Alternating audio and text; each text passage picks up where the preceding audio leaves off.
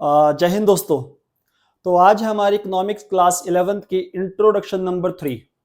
पहले दो इंट्रो में अगर आपको याद हो तो मैंने आपको कुछ टॉपिक्स करवाए हैं, लाइक इकोनॉमिक फर्स्ट टॉपिक, या right. Second topic was economics and third one was the economy. ये था हमारा इंट्रोडक्शन क्लास नंबर 1, इकोनॉमिक्स और इकोनॉमी।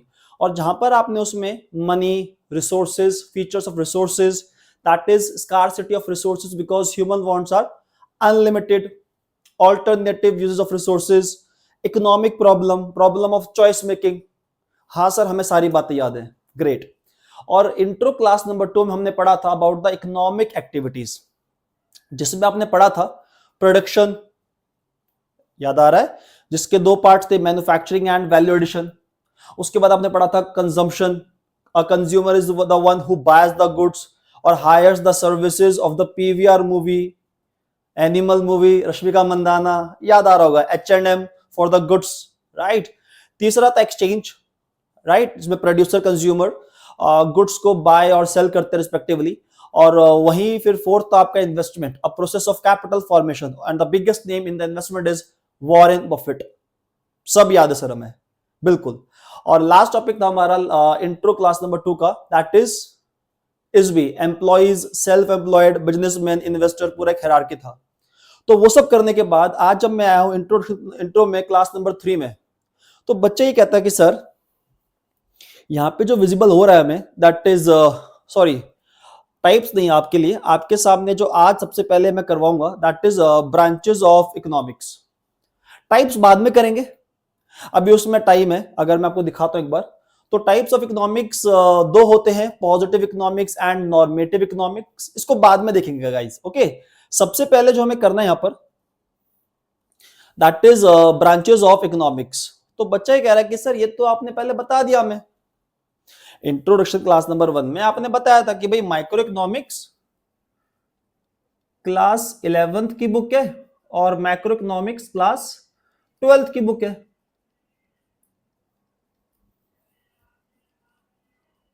तो आप बिल्कुल ठीक कह रहे हैं कि मैंने आपको ये बताया था कि ये 11th और 12th की बुक है, और थोड़ा सा मैंने लॉजिक भी दिया था। लेकिन अब ब्रांचेस ऑफ इकोनॉमिक्स जब बात होती है तो ये आपका पूरा एक फुल फ्लेज टॉपिक है इन द क्लास 11th। और एग्जाम में कई बार पूछा गया है कि वो टी शेप में आप डिफरेंशिएट कर दीजिए between micro economics and macro economics. तो आज इसको पढ़ेंगे फुल फ्लेज, एकदम डीप में जाकर। ओके बेटा, तो करते स्टार्ट, अगर आपकी परमिशन है तो। सर हमारी परमिशन बिल्कुल है, आप स्टार्ट कर दीजिए, ठीक है जी। तो ब्रांचेस का जब हम यहाँ पे मतलब समझते हैं, तो ब्रांचेस मतलब होता है बेटा लेवल। Branches means level. और इकोनॉमिक्स का मतलब मैंने आपको बताया था, in short, study of economic problem is known as the economics. और वहीं पर ही आपने फिर मैं आपको एक बार याद दिलवाता हूं, economic problem you know that उसके 3 reasons, that is human wants are unlimited, right, resources are limited, and number 3 was alternative uses of resources। बिल्कुल सर। तो अब इसी को ही इकोनॉमिक्स के ही 2 लेवल हमें समझने हैं, एक है लेवल 1 और एक है level 2। Level 1 is micro economics and level 2 is macro economics. तो करते हैं स्टार्ट। सबसे पहले जानते हैं सर ये टर्म आई कहां से, ओरिजिन क्या है इसका, राइट, प्लेस ऑफ ओरिजिन क्या है। तो यहां पर साफ लिख दिया है दैट इट इज डिराइव्ड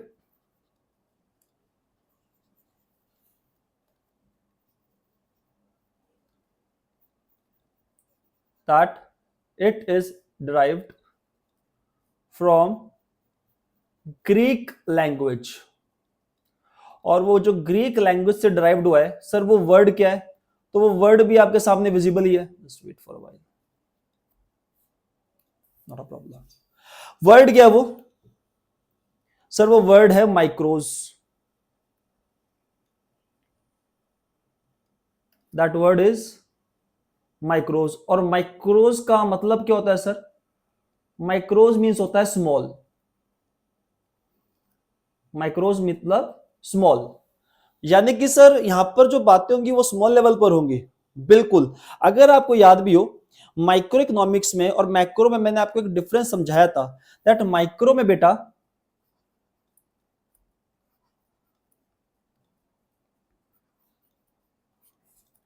जो आई स्टैंड करता है, that I stands for, sir हम बताएंगे, आप बस लिख दो, हमने आपको इशारा कर दिया है, इंडिविजुअल। बिल्कुल। और वही मैक्रो में जो ए स्टैंड करता है सर, हमें याद आ रहा है आपने बताया था सर, वो होता है कुछ एग्रीगेट। यानी कि अगर इकोनॉमिक प्रॉब्लम्स को पढ़ा जाए at the level of individual, small level पर, तो उसको हम लोग क्या बोल देते बेटा?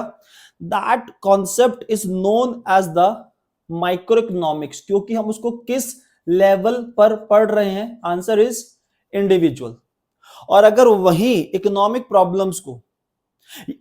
को हम लोग पढ़े at the level of aggregate, about whole India, about whole economy, right, तो उसको हम लोग बोल देंगे macro economics, because we are studying it at the level of aggregate.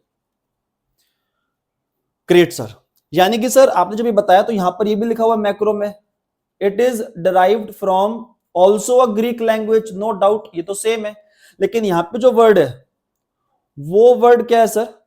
That is macros, जिसका मतलब क्या होता है जी?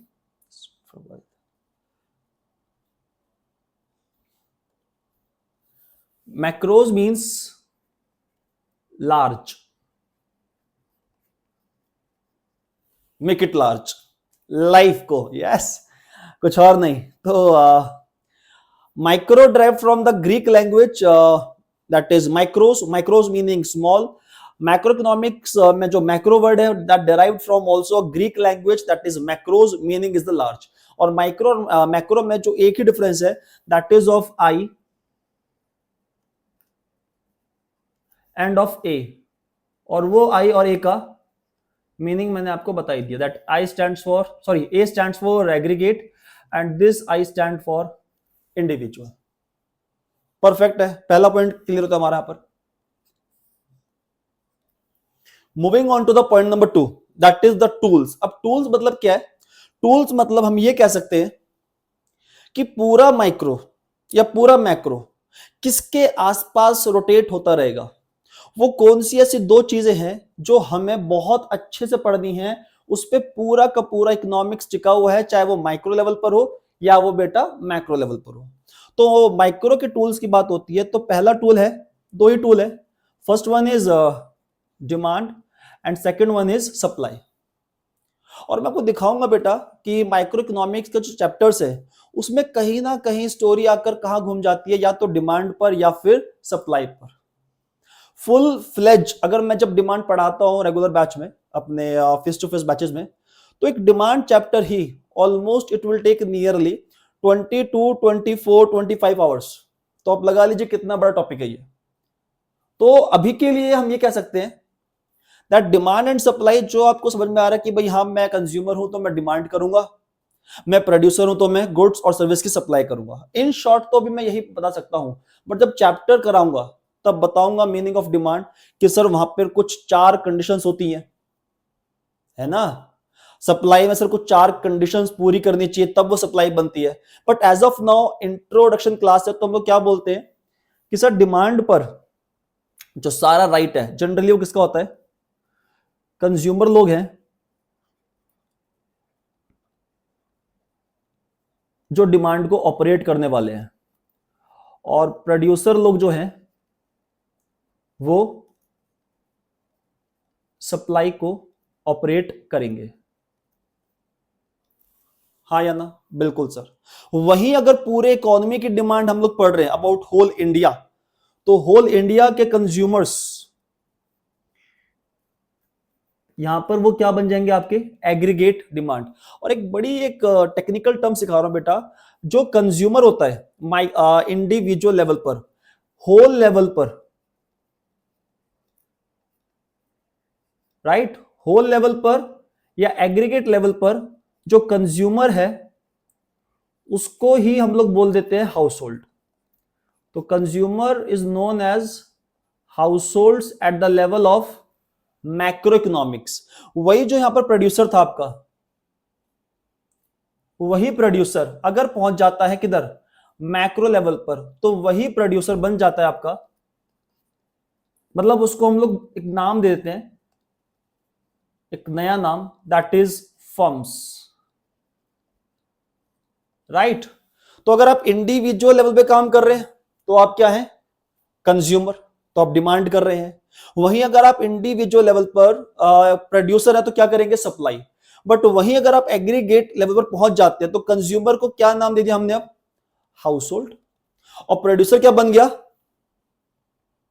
कहां गया प्रोड्यूसर, ये रहा, फर्म्स।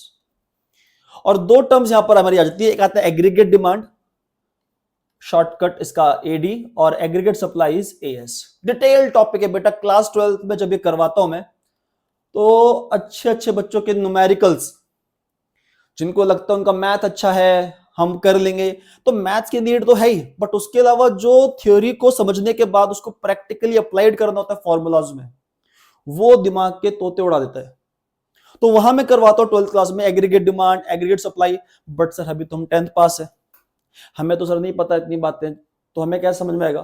तो आप ये समझ लीजिए कि पूरे देश का जितना भी डिमांड होगा किसी भी गुड्स का, किसी भी सर्विसेज का, पूरे एक साल में, उसको हम लोग क्या बोल देंगे, एग्रीगेट डिमांड।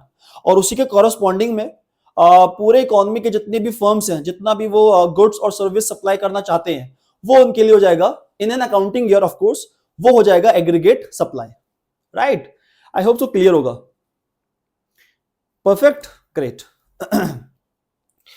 और यहां पर आकर हमारा point number 2 is also over. और अगर अब यहां तक आपको समझ में आ गया तो मैं थोड़ा सा स्क्रीन को क्लियर कर देता हूं ताकि हमें समझ में आए कि हम है कहां पर।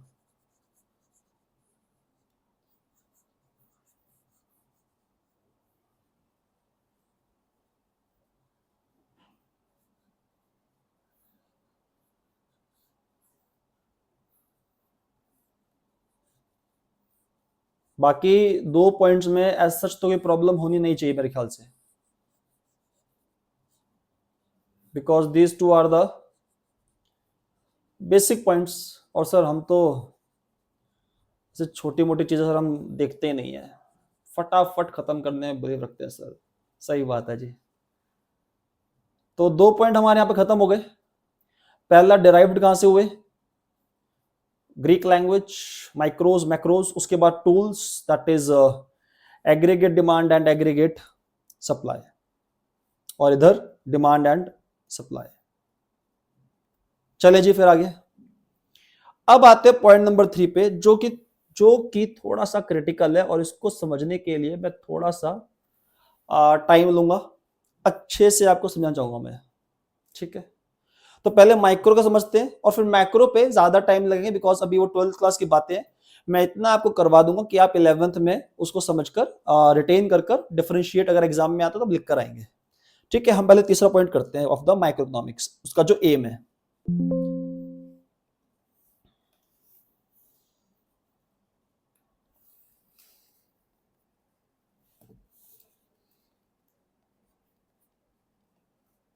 M of micro economics. तो माइक्रो इकोनॉमिक्स में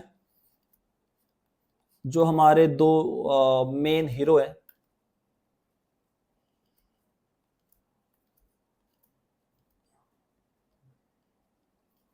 वन साइड इज प्रोड्यूसर,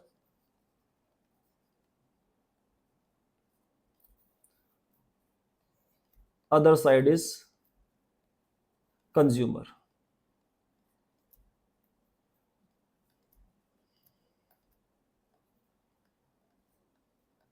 और अगर आप दिल्ली में रहते हैं तो मैं आपको एक एग्जांपल देता हूं।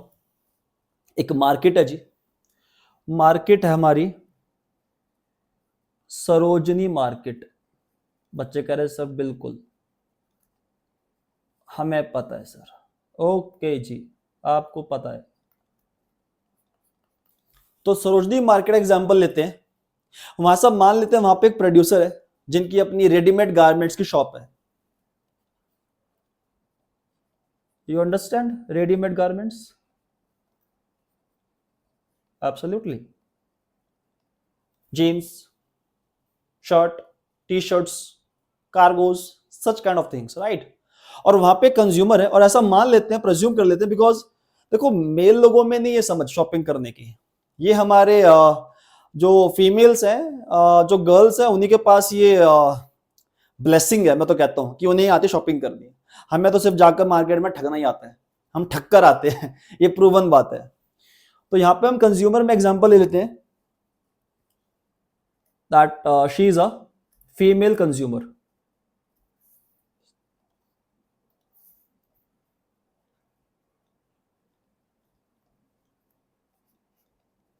ठीक है जी। अब फॉर एग्जांपल ये मार्केट में जाते हैं, सरोजनी मार्केट में, और शॉप पे जब जाते हैं तो इनको लेट से एक जीन्स और एक टी शर्ट पसंद आ जाता है। और जीन्स और टी शर्ट का प्राइस जब ये पूछती हैं कि देखो भैया मुझे अच्छा लग रहा है, मुझे पसंद आ रहा है, हाँ, तो ये जो जीन्स है और जो ये टी शर्ट है, आप मुझे इसके प्राइस बता दो। तो भैया ने बोला अच्छा जी, आपको जीन्स पसंद आ गई है, तो जीन्स का प्राइस है ओनली 1999। एक तो ये ओनली बोलकर जो हमारा बेवकूफ बनाते ना सर, कि सर 1999 ओनली है ना भाई, तो 2000 बोल दे। साइकोलॉजिकल गेम है ना। 1999 ओनली। ठीक है जी। टी शर्ट का प्राइस जी कितना है? तो बोला जी इसका भी है ओनली 1499। अब अगर हम होते तो हम तो दिमाग में लगा लेते, अच्छा 2000 प्लस 1500 तो टोटल बैठ गया 3500। भैया को बोलूंगा कि भैया, मतलब मैं राउंड ऑफ कर रहा हूं, हाँ, कहीं बच्चे सीरियस हो जाए, राउंड ऑफ मार के 3500 मान लेते हैं। तो अगर कोई लड़का होता तो बोलता भैया 3500 हो गए हैं, भैया को 3 बोल देता हूं और सामान ले आता हूं। प्राइस कितना रखता हूं? 3 बोल दूंगा, भैया मान जाएंगे।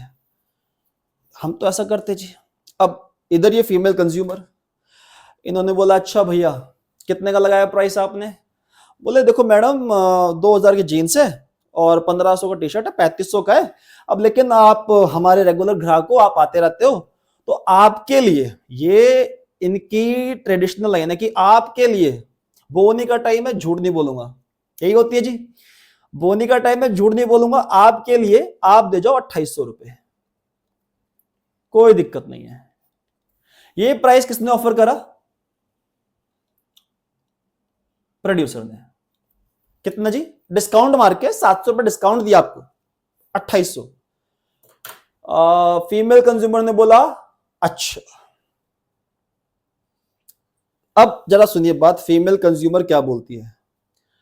कहती है भैया आपने 2800 रुपए लगा दिए, ठीक है, मैं इन दोनों के दूंगी मात्र और मात्र 1200 रुपए। कुछ लड़के तो उठ के भाग गए, कह रहे सर कैसी बातें कर रहे हो आप? अरे भाई 1200 का तो एक भी आइटम नहीं था, ये 2000 का, ये 1500 का, और दीदी कितने बोल रही है? टोटल बोल रही है 1200 दू, 1200 रुपए दूंगी। देना है तो दो, नहीं देना तो बाढ़ में जाओ। प्रोड्यूसर भी सर एकदम से घबरा गया, कह रहा क्या कैसी बातें करो दीदी, मतलब इतनी तो मेरी खरीद नहीं है जितना आप मेरे से मांग रहे हो। क्या दीदी नहीं हो पाएगा, ये तो बहुत कम है। कह रही कोई बात नहीं, तू नहीं तो कोई और सही, कोई और नहीं तो कोई और सही। दुकानदार की बात कर रहा हूं मैं, नलायक को दिमाग यहां रख लो। तो बड़ी सिंपल सी बात है, उसने साफ बोल दिया कितने रुपए? 1200 रुपए। अब प्रोड्यूसर कहता है यार दीदी देख लो 1200 तो नहीं हो पाएगा, लास्ट आपके लिए मैं 2000 कर दूंगा। दीदी इज लाइक कि भाई 1200 मतलब 1200, अगर मैंने तेरे से 5 मिनट बात और कर ली तो मैं 1100 भी कर दूंगी, 1000 भी कर दूंगी। फाइनली काफी आर्ग्यूमेंट हुआ और लेट से डील साइन हो जाती है। At the price offered by the, क्या लगता है, प्रोड्यूसर या दीदी? दीदी तो नहीं मानने वाली है। तो जो फाइनल डिसाइड हुआ price after a very heated argument, that is ₹1200। ये लो जी, that is the finalized price. और ऐसा अब जो बच्चे थोड़े से क्यूट क्यूट बच्चे हैं, उनको ऐसा लग रहा होगा कि सर इतना प्राइस कम करवा दिया, ऐसा तो नहीं होता। तो बेटा इस मार्केट में ऐसा ही होता है। हाँ हाँ, आप जाइए, ऐसा आपको ना ऑड रेट्स बोल देंगे, आपको लगेगा कि ये तो अरे ऐसा कैसा हो ही नहीं सकता, लेकिन आप अगर बार्गेनिंग आपकी अच्छी हो ना तो इतना हो जाता है। और यकीन मानिए इसमें भी ये प्रॉफिट कमा रहा होगा। ये तो ढूंढते हैं कोई मिल जाए बलि का बकरा, है ना, थोड़े अपने पैसे वैसे बना ले, बस इनका तो वो रहता ही है। खैर, बट दीदी समझदार, 1200 रुपए में ये अपना प्राइस फाइनल करके आ गई। अब ये जो मैंने एग्जांपल दिया, इसमें सारी लड़ाई किस चीज की थी, बताइए जरा एक बार। सर सारी लड़ाई तो सर एक ही चीज की थी सर। मैं कहा क्या? बच्चा बोल रहा है सर अगर ध्यान से समझा जाए तो सारी लड़ाई सिर्फ एक ही चीज की थी, दैट इज प्राइस। बिल्कुल सही, बिल्कुल सही बोला आपने। कंज्यूमर ये चाह रहा है कि प्राइस मिनिमम रखा जाए ताकि उसकी सेटिस्फैक्शन ज्यादा हो सके। एक मिनट, यहां पे कुछ आप गलत प्रेज्यूम ना कर लें, प्राइस मिनिमम है, सेटिस्फैक्शन ज्यादा है, तो मैं सोच रहा उल्टा लिख देता हूं।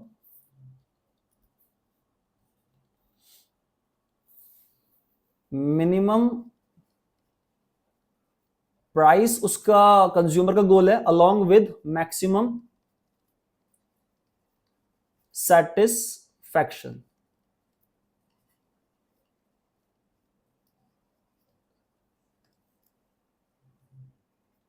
ये लो जी। और वही प्रोड्यूसर का गोल क्या है सर?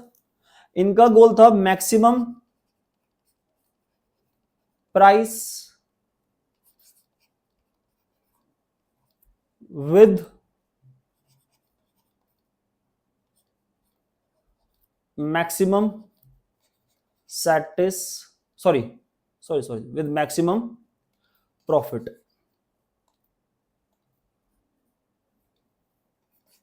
है ना, जब प्राइस ज्यादा होगा तभी तो प्रॉफिट आएगा।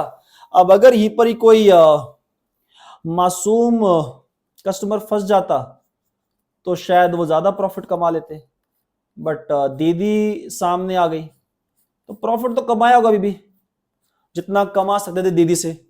और दीदी ने यहां पर अपना अच्छा ब्रेन यूज करा, और उसी ब्रेन का यूज कर कर दीदी ने अपना सेटिस्फैक्शन भी कर लिया मैक्सिमम, और प्राइस भी रख लिया मिनिमम अपनी समझ से। लेकिन पूरी की पूरी अगर माइक्रो इकोनॉमिक्स का क्रक्स है तो वो इस एग्जांपल में आपके सामने मैंने करवा दिया बेटा। यहां पर आपका पूरा क्रक्स कंप्लीट हो जाता है कि जो एम है of micro economics, what is the aim? So the aim is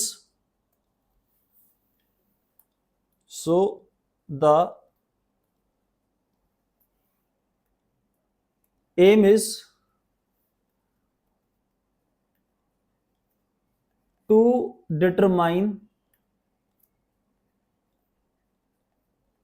the price of commodity।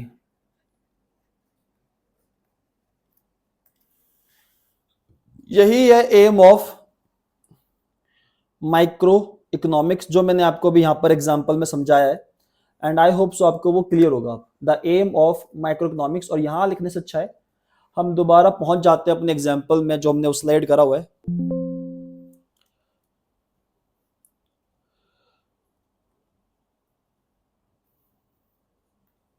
This is the case, अगर आपको याद हो हम अभी यही कर रहे थे।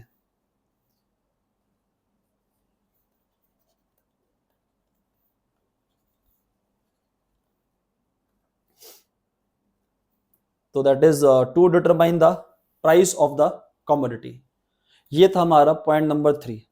और पॉइंट नंबर 5 हमारा इसके साथ ही खत्म हो जाता है, also known as price theory. Micro economics is also known as price theory, क्योंकि यहाँ पे सारी लड़ाई किस चीज के ऊपर थी हमारी, ये डिसाइड करना कि कितना प्राइस प्रोड्यूसर के लिए सही रहेगा और कितना प्राइस कंज्यूमर के लिए ठीक रहेगा। दोनों को मिलना चाहिए मैक्सिमम सेटिस्फैक्शन इफ ही और शी इज अ कंज्यूमर, और प्रोड्यूसर को मिलना चाहिए maximum profit, that's the case. अब आते हैं इधर मैक्रो में, तो ज्यादा टाइम यहाँ पे नहीं लगेगा बिकॉज 12th का टॉपिक है, इन शॉर्ट में कर देता हूं। तो यहां लिखा हुआ है to determine the income and what employment. अब इनकम बोले तो सर हम लोग पढ़ेंगे 12th क्लास में नेशनल इनकम, कि पूरे कंट्री की इनकम कैसे कैलकुलेट करी जाती है, क्या तरीके क्या है, किस किस को इंक्लूड करें, किस किस को एक्सक्लूड करें, किसे ट्रीट करना है, किसे ट्रीट नहीं करना है, ये सारी बातें हम लोग कहां पढ़ेंगे बेटा, इन मैक्रो इकोनॉमिक्स, और वहां पे कैलकुलेट करेंगे नेशनल इनकम, और वहीं पढ़ेंगे एम्प्लॉयमेंट। एम्प्लॉयमेंट में थोड़ा समझाता हूं एक बार आपको कि एम्प्लॉयमेंट में क्या वहां पे करवाया जाएगा आपको। तो देखिए वहां पे आपको ये कोशिश करी जाएगी समझाने की कि अबाउट इंडिया, अगर हम इंडिया की बात कर लेते हैं, तो इंडिया की जो नेशनल इनकम है जो भी आपने कैलकुलेट करी, फॉर एग्जांपल आपको अगर याद हो, मैंने आपको पीछे कुछ क्लास में, wait for a while, I think intro number class number 1 में मैंने आपको ये करवाया था, रिमेंबर्ड, और वहां पे मैंने आपको बताया था GDP, and that GDP is the gross domestic product. तो जीडीपी जब हमने कैलकुलेट करी लास्ट ईयर, लेट्स से 2023-24 की, तो वो निकल के आया let's say US dollar $5 trillion approx, है ना। तो ये हमारे जब देश की जीडीपी है, तो इस जीडीपी की हेल्प से या इस जीडीपी को हम नेशनल इनकम की तरह भी ट्रीट कर सकते हैं। देखिए मैं अभी इसको डिटेल में नहीं करवा सकता हूं बिकॉज मेरी भी लिमिटेशन है, बिकॉज अब अभी क्लास 10th पास करके आए हैं, you are just in class 11th, so for me it's a kind of problem कि मैं आपको 12th के टॉपिक कैसे करवाऊं, बट स्टिल मैं उतना बता रहा हूं जितना शायद कोई आपको बताने की कोशिश भी नहीं करेगा, इस डर में कि आपको समझ में ना आए, इससे उसका बैड इंप्रेशन जाएगा। तो मुझे इससे कोई फर्क नहीं पड़ता, मेरा बस एक ही पर्पज है कि भाई समझ आना चाहिए, और मैं ऐसा मानता हूं कि अगर मैं पूरी कोशिश करूंगा और आप भी अपनी अगर आधी कोशिश भी कर लोगे तो समझ में अपने आप आ जाएगा, ठीक है। तो नेशनल इनकम जब कैलकुलेट करेंगे तो हम किसकी हेल्प लेंगे बेटा, जीडीपी की, राइट। और ये मैंने आपको करवाया भी था इंट्रो नंबर क्लास नंबर 1 में। कमिंग बैक टू द आज की क्लास का टॉपिक, हाँ जी। तो अच्छा, अब उसके बाद अगर हम बात करते थे इस नेशनल इनकम की, तो आपने वो नेशनल इनकम कैलकुलेट कर लिया with the help of GDP. Similarly फिर आपने देखा कि भाई जो एम्प्लॉयमेंट है, क्या वो जो गैप है बिटवीन रिच एंड पुअर, वो कंट्री में बढ़ रहा है, कम हो रहा है, क्या होना चाहिए, रिच और पुअर का गैप ज्यादा होना चाहिए, कम होना चाहिए, बताइए। Of course sir, it should be minimum, और वो कब होगा, जब हम कैलकुलेट करेंगे पर कैपिटा इनकम। और पर कैपिटा इनकम निकालने के लिए आपको पता ही सर, है ना, क्या करते हैं, total income divide by the total population,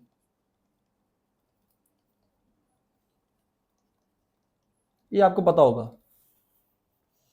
तो ये था हमारा point number 3 of macro economics, और इसका भी 3 के साथ 5th भी हो जाता है, that is it is also known as income and employment theory. एक ही बात है, जब एम भी वही है तो उसका एक सिनोनिम नेम भी क्या है, माइक्रो का प्राइस थ्योरी और मैक्रो का इनकम एंड एम्प्लॉयमेंट थ्योरी।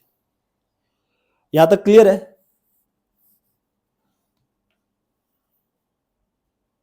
सब बिल्कुल क्लियर है, आप आगे चल सकते हो, हमारी तरफ से आपको परमिशन है, ठीक है जी, कोई प्रॉब्लम नहीं है। फिर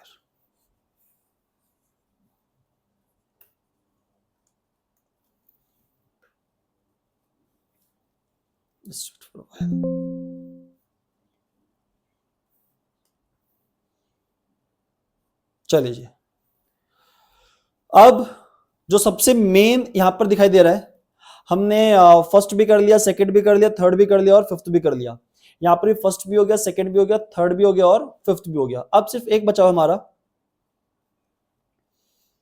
that is micro macro paradox. और पैराडॉक्स का मतलब मैं अभी समझाता हूं, फिर ये हम स्टार्ट करेंगे। और यहां पे भी लिखा हुआ है माइक्रो मैक्रो पैराडॉक्स। तो ये टॉपिक मैं भी एक स्लाइड में कराऊंगा बहुत अच्छे से टाइम लूंगा। लेकिन पैराडॉक्स का मतलब अगर हम समझते हैं तो मैं यहां पे लिख देता हूं, the meaning of paradox is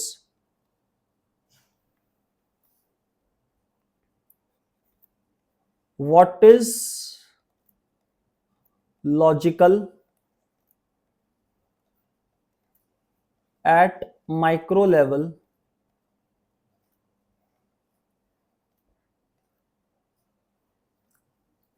may be absurd or illogical at macro level। क्या मतलब है सर इसका? इसका मतलब बिल्कुल अगर हम बहुत शॉर्ट में और बिल्कुल ध्यान से समझे तो क्या मतलब है? इसका मतलब यह है कि कोई भी कॉन्सेप्ट है, लेट्स से कॉन्सेप्ट एक्स है ना, मान लो कॉन्सेप्ट एक्स, ज्यादा कहीं पीछे चले मत जाना फ्लैशबैक में।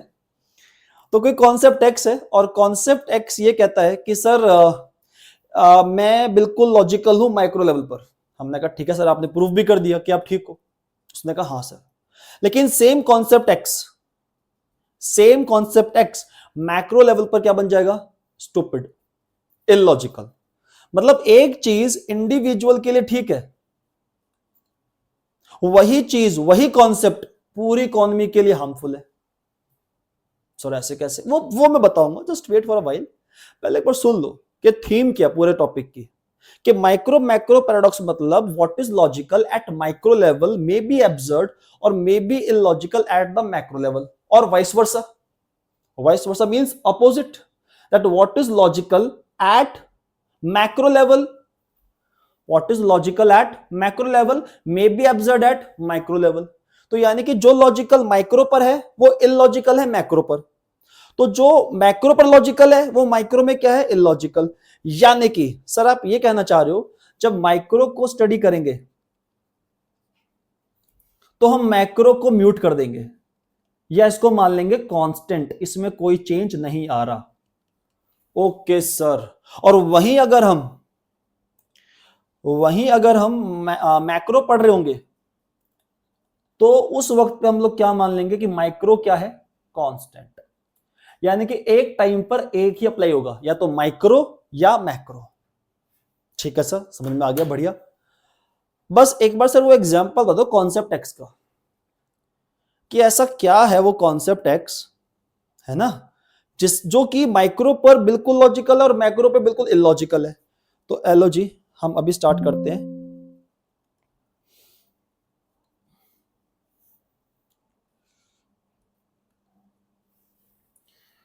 तो ऊपर लिखते हैं यहां पर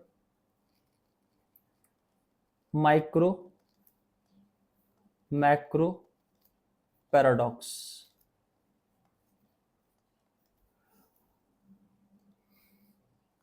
तो हमारे एग्जाम्पल में इधर आ जाते हैं, let's say individual.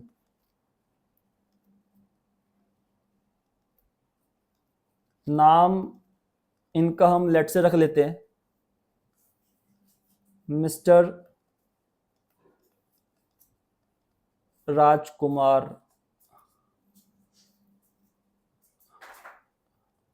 Sharma ji का बेटा, है ना। तो शर्मा जी का बेटा है और शर्मा जी का बेटा एक प्राइवेट जॉब करता है। क्या करता है? Private job. और शर्मा जी के बेटे को प्राइवेट जॉब में सैलरी मिलती है लेट से 20,000 रुपए पर मंथ। काम है फील्ड का। और काम क्या है? काम ये है इनका कि ये एक जगह से कैश लेते हैं फ्रॉम प्लेस 1 और उस कैश को देकर आते हैं टू द प्लेस 2।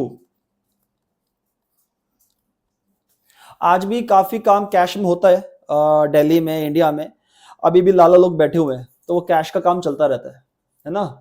तो वो कैश का काम है, अपना फ्रॉम प्लेस 1 लेके गए टू प्लेस 2 ड्रॉप कर दिया। तो 20,000 तो सैलरी है, पर उसके अलावा ऊपर से भी तुम समझ रहे हो, जब कोई इंसान कैश लेके जा रहा है इधर से उधर और काउंटिंग में थोड़ा बहुत, हाँ मतलब ऐसी बातें कि तो गंदे बच्चे करते हैं, है ना, हम तो अच्छे बच्चे हैं। बाकी आप समझदार हो कि जब कैश में थोड़ा बहुत ऊपर नीचे होता है तो अपना कट बन जाता है, तो प्लस ऊपर की ईमानदारी की कमाई। अरे ईमानदारी की कमाई क्या हो गया भाई? कोई नहीं अभी कर देते हैं इसको भी।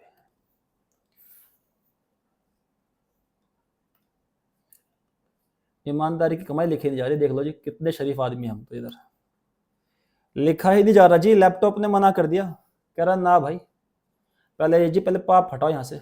ओके भाई हटा दिया। प्लस ऑनेस्टी की कमाई हम कर लेते हैं। बाकी आप समझ दो कितनी ऑनेस्टी है, चलता है ना। तो पैसा अच्छा खासा बन जाता है। 20,000 तो सिर्फ सैलरी है दिखाने के लिए, लेकिन महीने के बंसी वाले की कृपा अगर रहती है तो ज्यादा नहीं, बस वो 2, 2.5, 3, 4 लाख रुपए अंदर हो ही जाते हैं। हम तो कभी लालच करते ही नहीं है। तो ऐसा प्रेज्यूम कर लेते हैं कि शर्मा जी के पास महीने का 3 लाख रुपए आ जाता है, एवरेज है, एवरेज, दिस इज एवरेज। अब कैश है, तो कैश को अगर बैंक में देंगे तो टैक्स देना पड़ेगा, व्हाइट में करना पड़ेगा कन्वर्ट। तो शर्मा जी ने बोला नहीं, थोड़ा पैसे को बचाया जाए, पैसे को खर्च ना करें, बिल्कुल एकदम कंजूसी, एकदम इनका सेविंग मोड अप्रोच स्टार्ट हो गया। सेविंग मोड ऑन, एलो जी, भयंकर वाला सेविंग मोड। भयंकर वाला मतलब इन्होंने मैक्सिमम पैसा 2 से 3 जगह लगा दिया। एक तो रखा घर में एज अ कैश, थोड़ा बहुत कैश रखा अपने पास, बैंक में नहीं दिया, बिकॉज बैंक में जाते ही आईटीआर मांगेंगे। आईटीआर बोल तो इनकम टैक्स रिटर्न, आपको टैक्स भरना पड़ेगा। दूसरा इन्होंने बोला काम करते हैं प्रॉपर्टी ले लेते हैं, बिकॉज प्रॉपर्टी में भी ब्लैक का पैसा कैश घूम जाता है ना। और तीसरा प्रॉपर्टी में इन्होंने कुछ ले लिए प्लॉट्स, और तीसरे एग्जांपल में प्रॉपर्टी में ही ले लिए फ्लैट्स।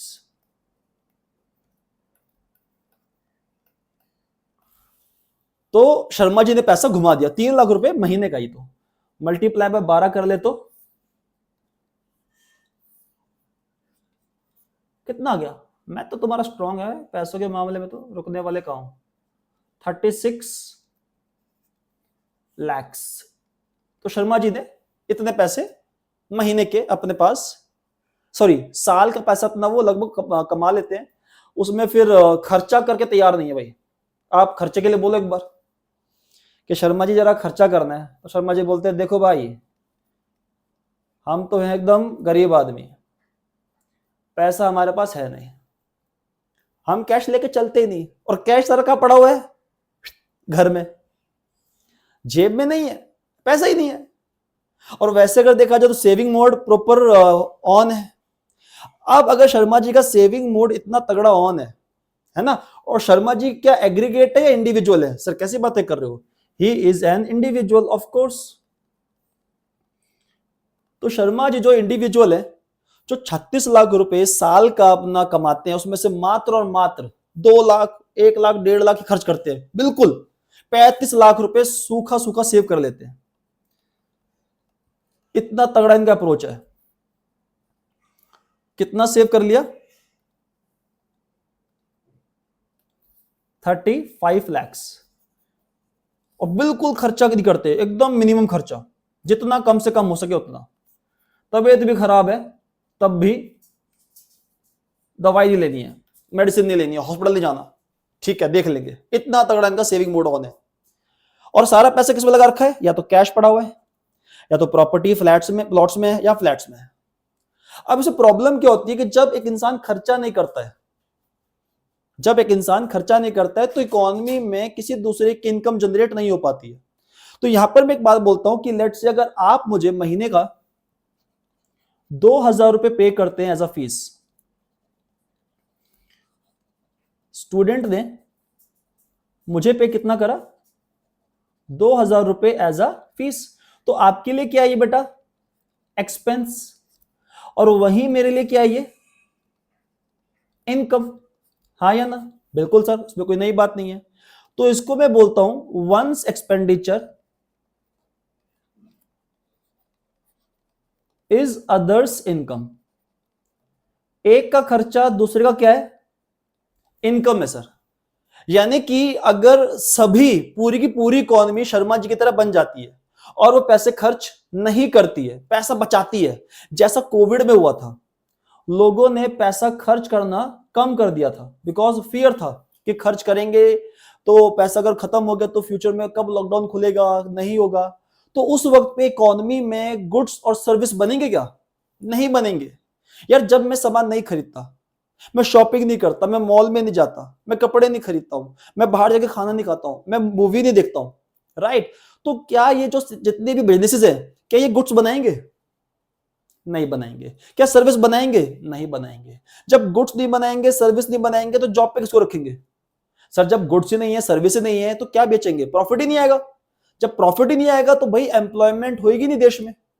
यानी कि अगर एक इंडिविजुअल खुद के लिए सेविंग कर रहा है तो चलो उसके लिए वेल एंड गुड है, पर अगर पूरी की पूरी इकोनॉमी सेविंग मोड में घुस जाती है और पैसा सर्कुलेट नहीं करती आपस में, पैसे को ब्लॉक कर देते एक जगह पर, तो वहां पे प्रॉब्लम ये होती है, economy will feel like suffocation. Economy में प्रॉब्लम ये होती है कि जब लोग खर्चा नहीं करेंगे, मैं खर्चा नहीं कर रहा, आप खर्चा नहीं कर रहे हो, इसका मतलब सामने वाले की इनकम जनरेट नहीं होगी। हाँ या ना, यस सर। तो हम सबने खर्चा बंद कर दिया, खर्चा बंद करते ही हमारी जो डिमांड है वो डिमांड की हो जाएगी अपने आप कम, राइट। डिमांड कम होते ही जो प्रोड्यूसर्स हैं, क्या वो गुड्स बनाएंगे, सर्विस बनाएंगे, सर्विस प्रोड्यूस करेंगे, प्रोवाइड करेंगे, नहीं करेंगे सर। वो ये बोलेंगे मेरे गोडाउन में ऑलरेडी इतने लाख रुपए का, करोड़ रुपए का माल पड़ा हुआ है, बिक ही नहीं रहा, मैं और कहां से सामान बनाऊं, लोग डिमांड ही नहीं कर रहे।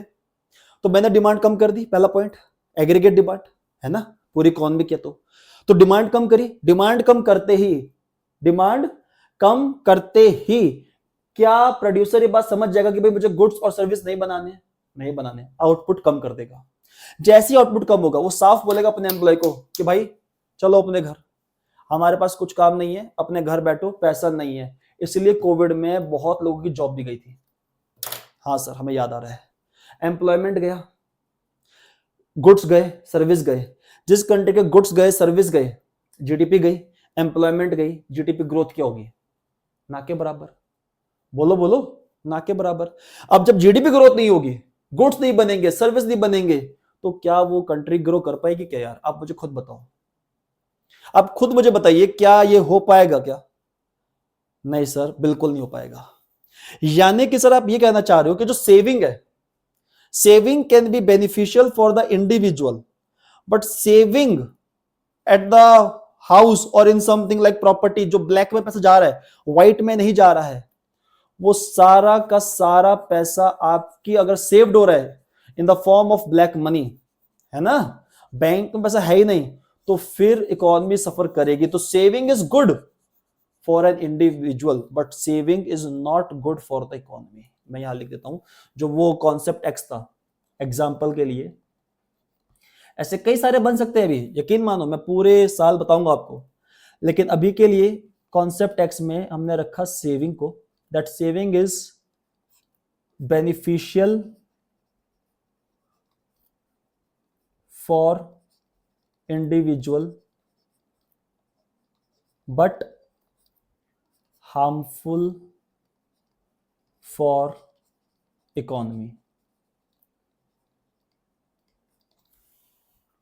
और अगर मैंने जो आपको पूरा सीक्वेंस करवाया था, अगर मैं उसको लिखवा देता हूं तो वो सीक्वेंस भी आपका, मैं ये लीजिए, मुझे ज्यादा टाइम लगेगा नहीं, वैसे मैं आपको करवा ही देता हूं। सबसे पहली बात, savings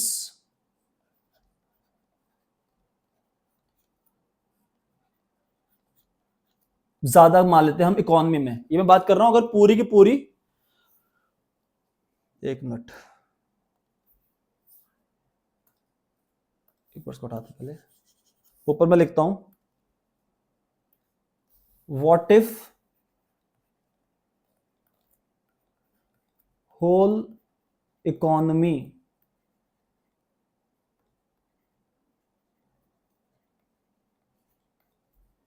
is in saving mode। तो सबसे पहले जी, सेविंग्स बहुत ज्यादा कर रखी हमने, और सेविंग्स किस में बात कर रहा हूं मैं, ये बैंक में या फिर वो कैश, प्रॉपर्टी, ब्लैक में। तो ये हमारी जो पैसा है ये सारा किस में, या तो कैश में या फिर प्रॉपर्टी में, वो भी ब्लैक फॉर्म में, राइट।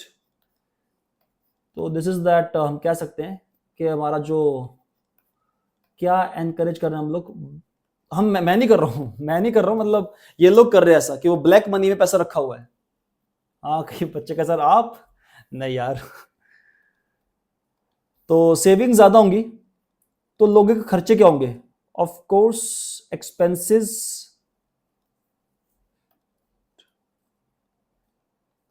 एक्सपेंसेस कम हो जाएंगे। सही बात है, सेविंग बढ़ेगी तो खर्चे कम हो जाएंगे, खर्चे कम होंगे तो एग्रीगेट डिमांड, पूरे कंट्री की डिमांड ज्यादा या कम। सर जब खर्चे ही नहीं कर रहे तो डिमांड भी क्या होगी, ऑफ कोर्स कम। अब जब एग्रीगेट डिमांड कम होगी तो क्या प्रोड्यूसर गुड्स बनाएगा, सर्विस बनाएगा, नो। तो यानी कि आउटपुट, आउटपुट बोले तो गुड्स और सर्विसेज, उसका भी प्रोडक्शन कम कर देगा। जब आउटपुट कम होगा तो क्या एम्प्लॉयमेंट जनरेट होगा कंट्री में, नो। तो एम्प्लॉयमेंट भी कम हो जाएगा इकोनॉमी में। और अगर मैं इन दोनों पॉइंट्स को एक कर दूं,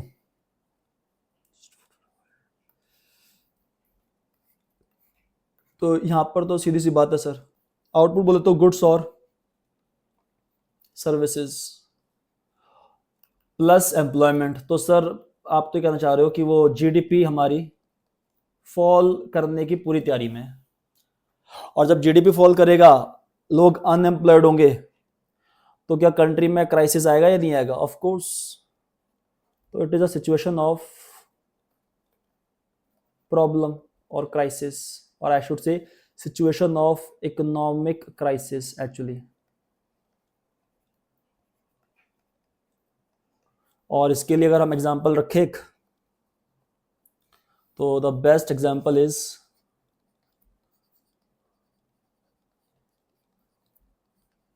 कोविड-19 इन द ईयर, वो फर्स्ट लॉकडाउन 2020 एंड ईयर 2021 ज्यादा dangerous, second wave, and that was the first wave, you know that। ऐसा ही होता है फिर। तो क्या पूरी की पूरी इकोनॉमी को सेविंग मोड अप्रोच में जाना चाहिए या नहीं जाना चाहिए, सर नहीं जाना चाहिए। हमें पैसे को अगर सेव भी करना है तो कहां करें, बैंक्स में करें, ताकि बैंक्स उस पैसे को आगे लेंड कर सके to the productive units, businesses को, और फिर वहां से इकोनॉमी सर्कुलेट कर सके। तो ये था topic of micro and macro paradox. I hope so clear होगा आपको, इतना डिटेल में मैंने उसको करा है हमने आज।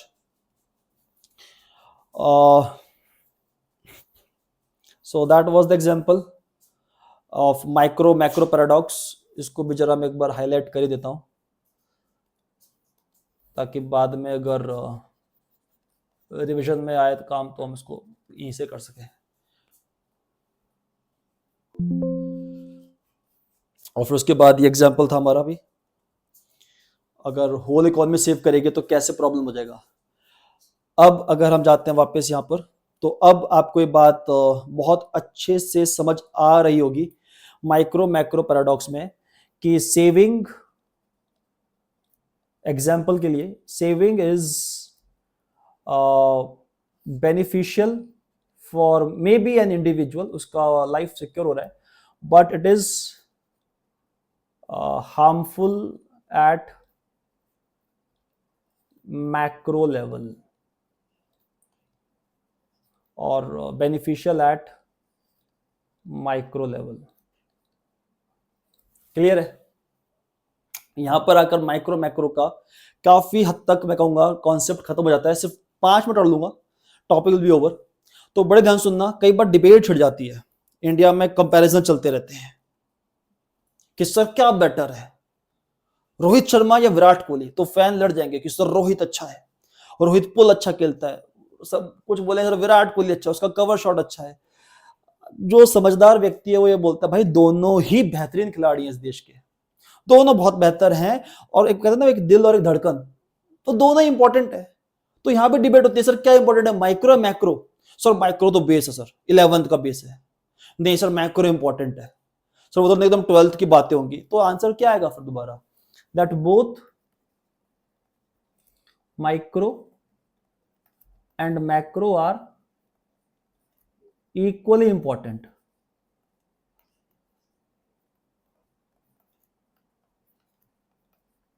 because they are